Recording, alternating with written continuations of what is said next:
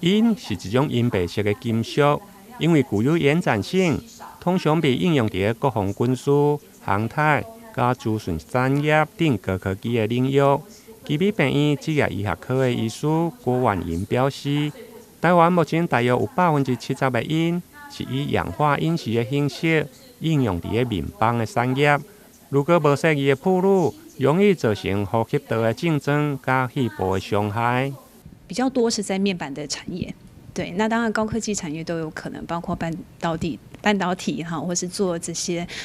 液晶萤幕的厂商都有可能这样子。那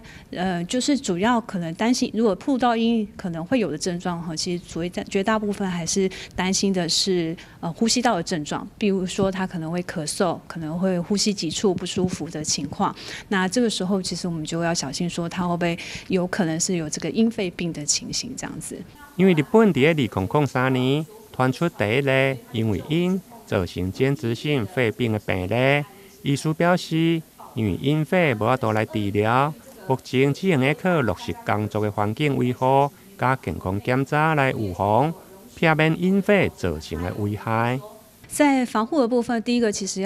就是现场的设施设备这个部分哈，就是要做一些执行或是改善，包含就是说，第一个检查制程是不是可以让避免人员的直接进入，可以用远端或是自动化的方式来替代。那第二个是说要去看这个制程它粉尘可能会飞出的地方有没有办法做一些密闭的系统，或是有容器的地方帮它做加盖。那还有必须要有局部通风的设备。那以及就是说，在人员呢不会把这个粉尘带离工作现场，所以像是在工作的入口处可以放这个粘性垫，就可以让脚底的这个粉尘粘住。那还有就是人员必须要穿这个有防尘材料的这个工作服。